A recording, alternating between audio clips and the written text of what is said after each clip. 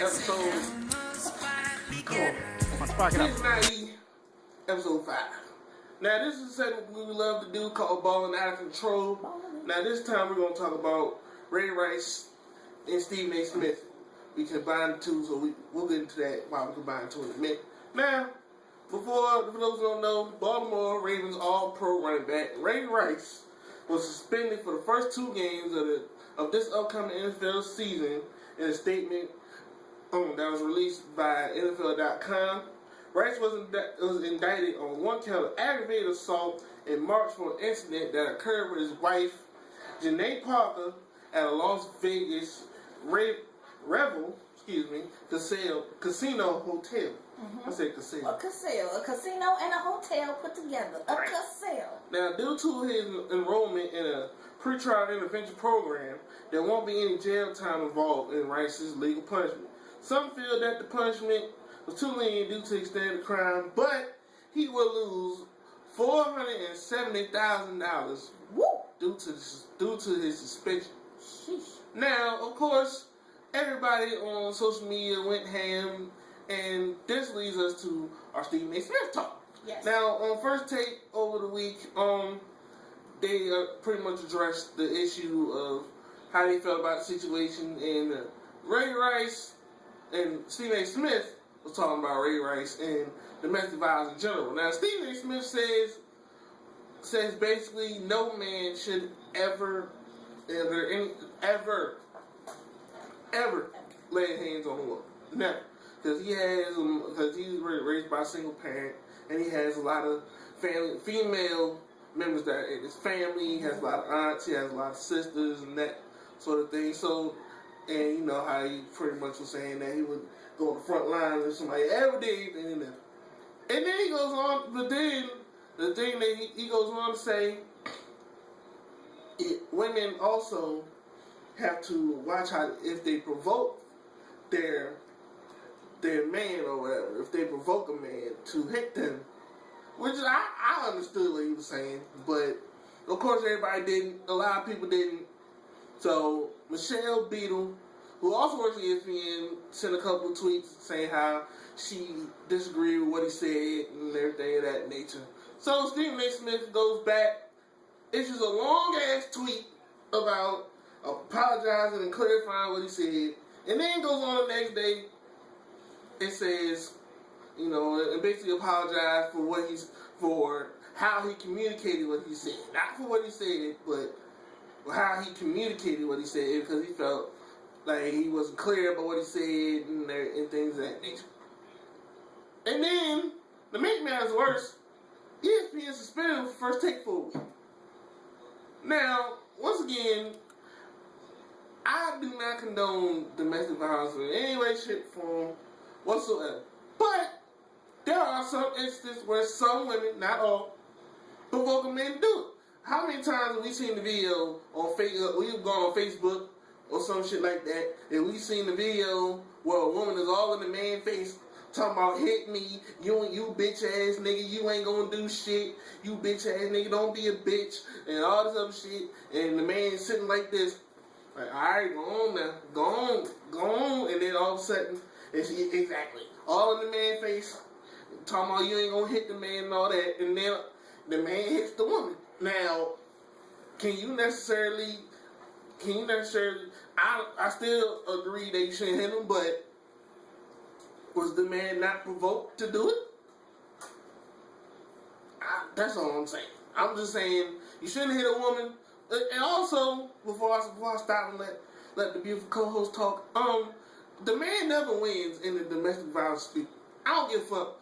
Either in 3 instances, whether one, the man just black out and hit a woman.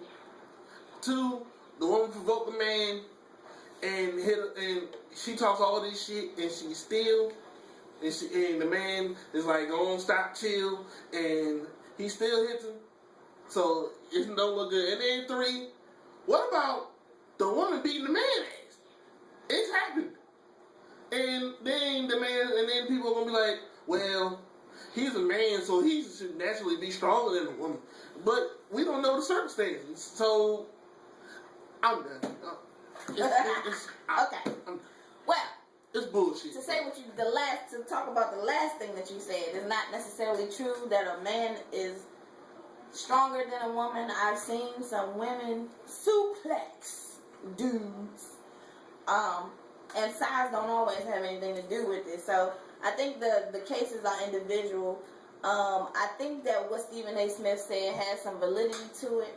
There are females or people in general who provoke, who want to be hit, who provoke, who say hit me, who get in your face, who know that there's a certain boiling point that you have. Now, I do think that people should be mature enough to walk away.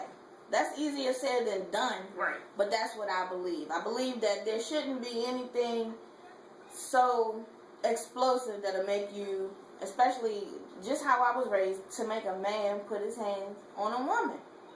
You should be able to walk away. On the flip side, I do understand that there are some females who will get all up in your face, who will tell you ain't shit, who will talk about some of the most private things that they know about you, throw it up in your face, and tell you that's why you only got one ball anyway. Mm-hmm. Now what you gonna do if you out having a good time with your boys and your girl come rolling up on you, y'all sitting at the bar and she like, where you been? You ain't been answering your phone, blah blah blah, all in your face. That's why you got one ball anyway. And the crowd goes silent. Right. Not everybody has the capacity to control their emotions that way. So somebody has to be the level head in the situation. And I would advise you, gentlemen, to be that level head, no matter what she does, no matter what she says. Because at the end of the day, like Slick said, a domestic violence situation never looks good in a man's favor. Never. I've never seen it. I have heard of cases where it's been relaxed, where, it's whoever first calls the police. Sometimes females do get locked up in domestic violence situations. But, like he said, just take the high road, just walk away, because it don't always look good in a man's case. So I think that certain things are just personal, and although their interaction happened in a public setting, that's a personal relationship between him and his wife. We don't know what happened, or him and his partner. We don't know what happened in the elevator. All we saw was what happened as a result of them coming out of the elevator. So she could have been wailing on him, hitting him. She could have been hitting him for the whole time they was in the elevator, and then got drunk, and was drunk, passed out, or whatever. And all we saw was him dragging her out. Like, you can't jump to conclusions about what happened if you don't know the whole story. Right. But the bottom line is, don't provoke and don't hit. That's my opinion. Should Stephen A. Smith have gotten suspended for what he said? I don't think so. No. Because there is a certain thing called provocation. People do instigate. And that's my piece. We will be right back. Follow us on Instagram, SparkItUp TV. What are y'all thoughts? What are y'all thoughts and opinions about this? So, follow us at SparkItUp TV on Instagram. Follow us on Twitter, SparkItUp TV _. Follow us on Facebook, SparkItUp TV. We will be right back. If you must hit or quit, go back. No fist. Welcome back. Welcome back. I'm still stuck. Me too. Ruby X. Ruby X got us all stuck. This is SparkItUp TV episode 5. Alright. Have you heard? Have you heard? Pastor Mason Bethler is coming back. Oh no. To the rap game. Oh no. Have you heard? Again? Have you heard? Again? Now, in 1999, Mace left the rap game. For those who don't know, he was signed to Bad Boy Records. Right. And he left the rap game to pursue a calling from God to become a preacher. During that time, Mace stated that he felt he was communicating the wrong message to his listeners. So he wanted to go from promoting a negative image as a rapper to promoting a positive image as a preacher. Oh boy. Yeah. In 2004, Mace made a brief comeback with his hit single, Welcome Back. Which made number 4 on the chart, selling 188,000 copies in the first week.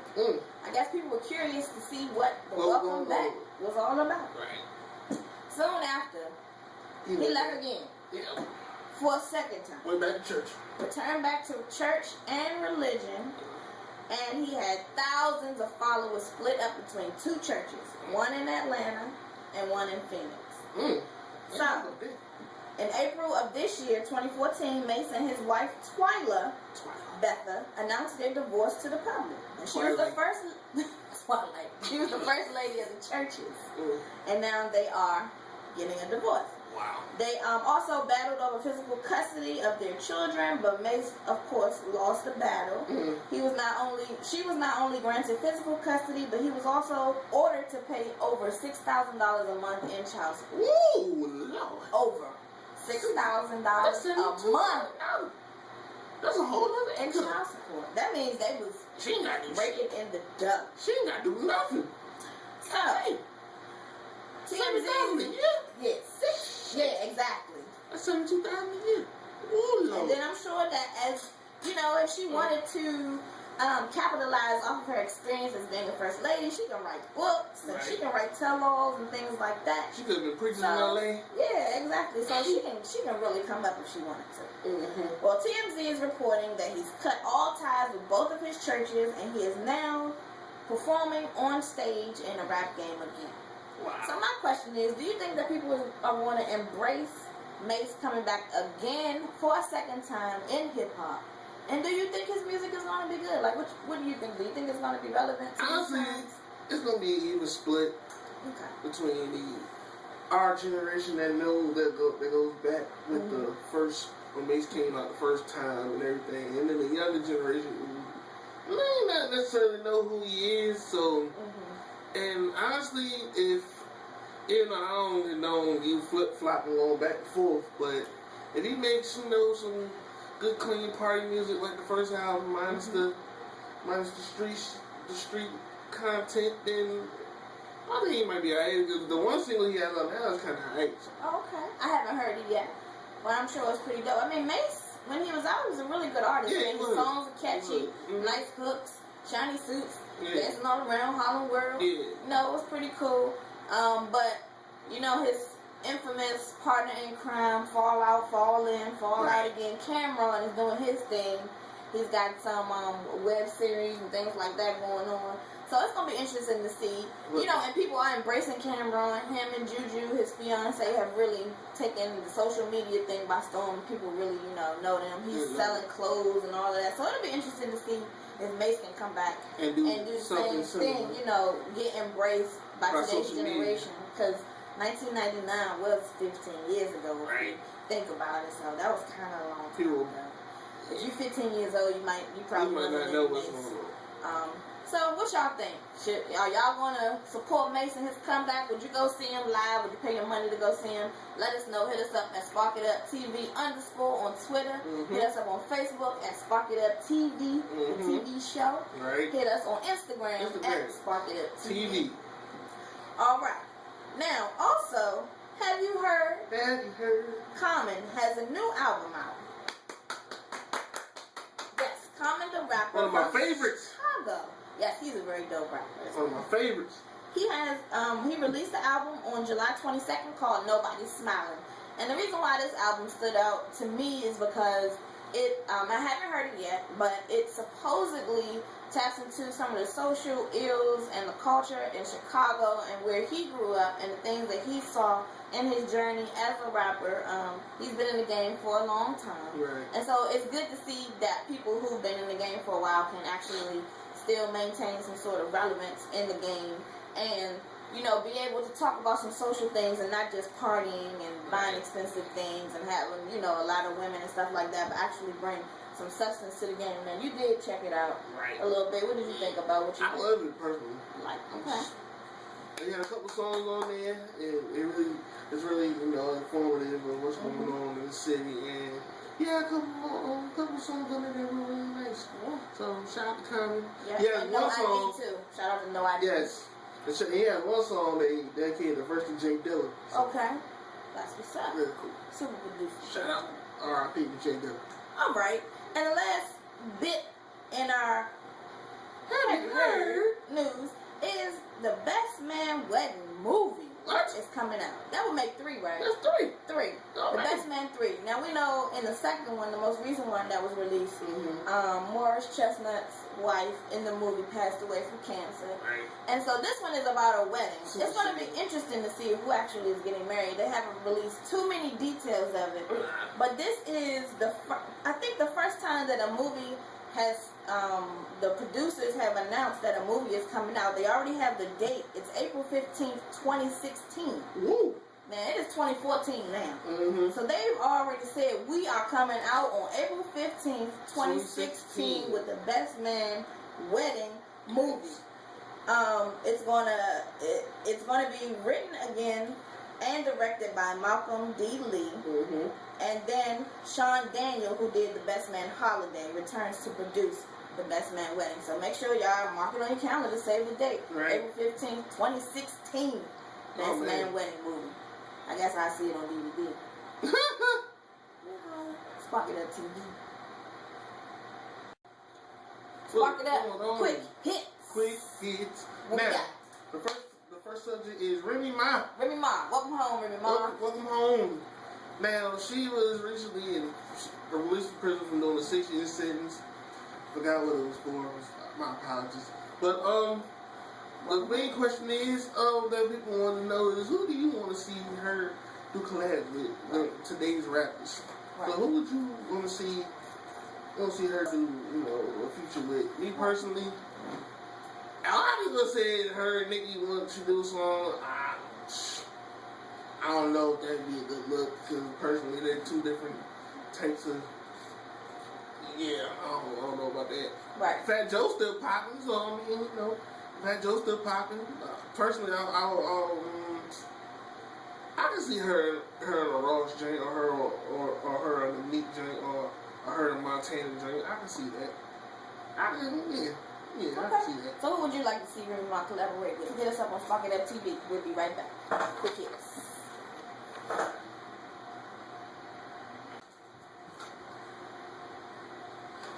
Okay.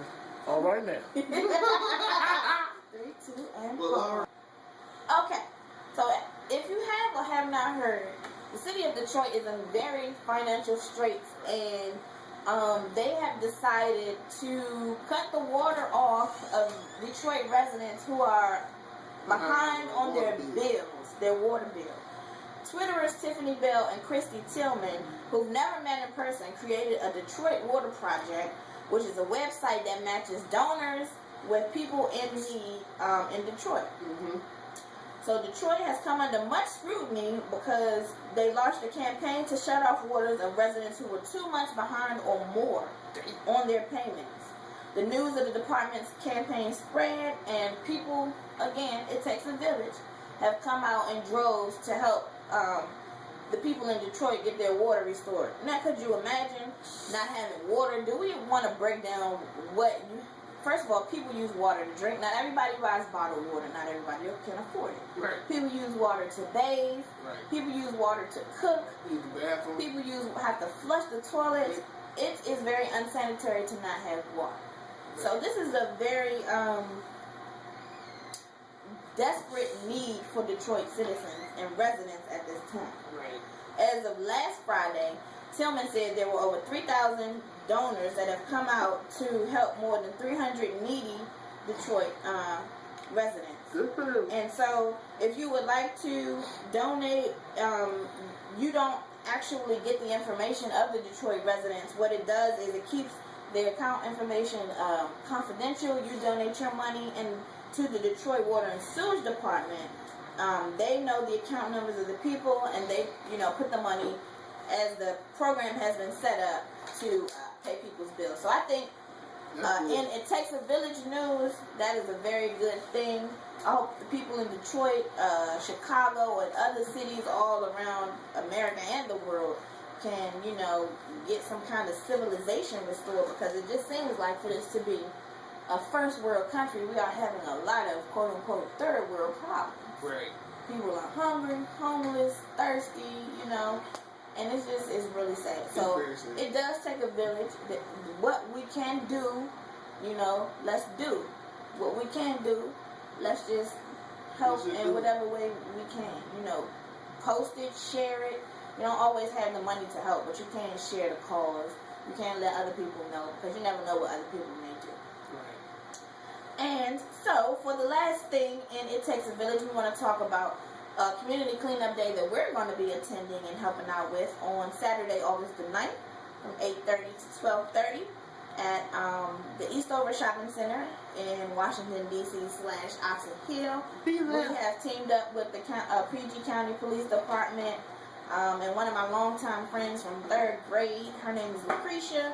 It was actually her idea. She is a spoken word artist, and she put together a community activism group called Poetry in Motion, which is going to help clean up the community and do some things in the community, as well as help middle schoolers and high schoolers earn their community service hours so they can graduate from high school. So we will be there at the Eastover Shopping Center in Oxon Hill, Maryland on Saturday, August the 9th from 8:30 to 12:30. Come out, join us. We're going to clean up. We're going to pick up trash. We're going to sweep. We're going to just help out in any way we can. Bring comfortable clothes. We're going to, if you can, donate water, brooms, whatever. And you can just hit me up or at SparkItUp TV _ on Twitter or on Facebook at SparkItUp the TV show, and let us know that you want to come out and volunteer. Again, that will be Saturday, August 9th, 8:30 to 12:30. Come on out. Spend a couple of hours on your Saturday morning, especially if you have kids. Because we can sign off on the community service hours. They can do something fun. We're going to have a good time. All right? It takes a village. Don't just talk about it. Be about it. We'll be back. SparkItUp TV. SparkItUp. Episode 5. We're back. We is back. And as you know, every episode we want to hip y'all to what we call buzzword, which is a word or a phrase that is popular in social media or in culture these days. Mm-hmm. So, do you know what it means to go viral? What does it mean? Basically, it's an image, a video, an advertisement, or something that's circulated rapidly on the internet and is very popular. So, today's buzzword is viral. So, anytime you hear somebody say the word viral, oh, he went viral. He got famous for going viral. She went viral. That means that they did something on a video or in a picture or advertisement or something that spread across the internet and went bananas. Famous. So, we wanted to give you all some examples of things that have gone viral, and one of them is the shake weight. You know that thing? Oh, Lord. Exercise under the unders. Right. Get the under. Well, some people was like, oh, that's kind of sexually suggestive. So. And they were making memes, and we're going to get into later in the season what a meme is as well. But they were making memes and jokes and all kinds of things about the shake weight, and that's something that went viral. And it's just a little commercial that came on in the middle of the night, paid programming, little thing that you shake, and it helps you get your little arms in shape. But you know, everybody got other thoughts, imaginations about other thoughts, the weights. Something else that went viral is the lady, was it a fire or something she witnessed, and she said, ain't nobody got time for that. Ain't nobody got time for that. I was sitting outside drinking a cold pop. What says cold pop? She does. Oh my God. And because of the way she said ain't nobody got time for that, she was black and she had a scarf tied around her head. She looked like she was living in the hood, as we call it. And she said, ain't nobody got time for that. And that video went viral. And so if you haven't even heard of these things, just write down this little list and just take some time to go online and just type in these things that we're telling you. And you'll see what we mean by viral. Look how many views. Yeah, exactly. Look how many views. Look at the views. Another one is Charles Ramsey. Dead giveaway. Dead giveaway. Now Charles Ramsey is the one who was the one who found some white girls who had been kidnapped many years ago, and they were, I guess, trying to escape, and he found them. And he said anytime a white girl run into the arms of a black man for safety, I'm paraphrasing, you know something wrong, and that is a dead giveaway. And they made remixes and songs and everything about this whole dead giveaway. Dead giveaway. Look it up. Dead giveaway. Another one, which we haven't heard in a while, is Pants on the Ground. Oh, man. Put your pants on the ground. Pants on the ground. Pants on the ground. Looking like a fool with your Pants on the ground. Now this guy, I didn't record his name, but this guy, his video went viral because he was on American Idol and he auditioned with an original song called Pants on the Ground, which spoke to guys who, you know, wear their pants. It look like it's almost on the ground. It's showing all their boxes, all their butt, and all their legs and everything else. So shout out to him for going viral. Now something else that pants on the ground, looking like a fool. Pants on the ground with the gold in the mouth. Now, okay, that's a good song. What's the rest of the song? I don't know. With your gold in your mouth and your pants on the ground. Oh, that's all I know too. Now, one that everybody should have seen, if they even spent time on social media any time in the past at least 2 weeks, is Kermit drinking tea. Oh, man. The photo of Kermit drinking tea. Hashtag, that's none of my business. Hashtag, that's none of my business stuff. It's gone viral, and people have been using different memes and writing various things, basically about Kermit putting people on Front Street and then saying it's none of his business. So you got to check that one out too. The last two that I'm going to talk about is Lil Terrio. Ooh, kill him. Ooh. And this is a oversized little kid that cannot dance, but everything he does is like, ooh, kill him. Like he doing, like he, ooh, doing something extravagant. He's doing this. For some reason, because he can lift his little chunky arm and sway from side to side a little bit, it done gone viral. Probably stuff for him to do that. Oh, yeah, that's really what it is. He tired of holding his arm up. He's like, oh, kill him. Ooh, kill him. All right, and the last one I want to talk about is basically, it's a twofer though. The Harlem Shake and Gangnam Style. Now, the Harlem Shake was originally like a dance from New York, where they actually was moving their shoulders. It became famous on like one of the Puff Daddy, was it G-Dap or something? One of those special delivery videos. Yeah. Special delivery, I like that. And you know, they was doing the Harlem Shake, but then, as of what was it, 2012, maybe 2013? They were doing another updated dance called the Harlem Shake, where one person would do something, you know, dun, dun, dun, dun, dun, dun, dun, dun, dun, and then when the beat dropped, everybody was dun, dun, dun, dun, like basically freestyle dancing. And of course people had issues with that. That's not the original Harlem Shake, but it went viral anyway. So the Harlem Shake and then Gangnam Style. Now I don't know this guy's name, but it's Psy. That's P-S-Y. P-S-Y. P-S-Y. He has the first person to have 1 billion views on YouTube. 1 billion views on YouTube. 1 billion views. Now this is the epitome of going viral. He's not from the United States, but he had a song called Gangnam Style. It was the dance was kind of like he was riding a horse or something, percolating. It looked like it was like a combination of John Wayne and Baltimore, I don't know, but it was pretty dope. It went viral and he got famous for it. So today's buzzword is viral. If you ever heard anybody say viral, now you know what it means. It's basically something that's very popular on the internet and social media and spread rapidly. Okay? So what else has gone viral that you can think of? Hit us up. Let us know. Instagram, SparkItUp TV. Twitter, SparkItUp TV _ Facebook, SparkItUp TV. Let us know what you think is going viral. What is viral to you? Hit us up, man. We'll be right back. Yes. Oh, man. Spark it up. Make sure you join us on Saturday, August the 9th from 8:30 to 12:30 a.m. to p.m. 8:30 a.m. to 12:30 p.m. for Community Cleanup Day at the Eastover Shopping Center on the border of D.C. and Oxon Hill, Maryland for Poetry in Motion's Community Cleanup Day. We're going to be helping the Prince George's County Police Department as well as concerned citizens in the area beautify the Maryland-D.C. line.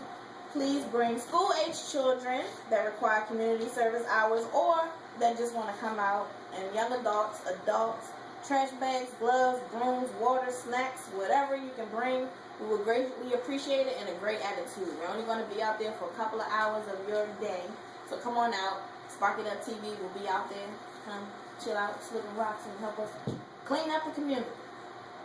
It takes a village. Voila.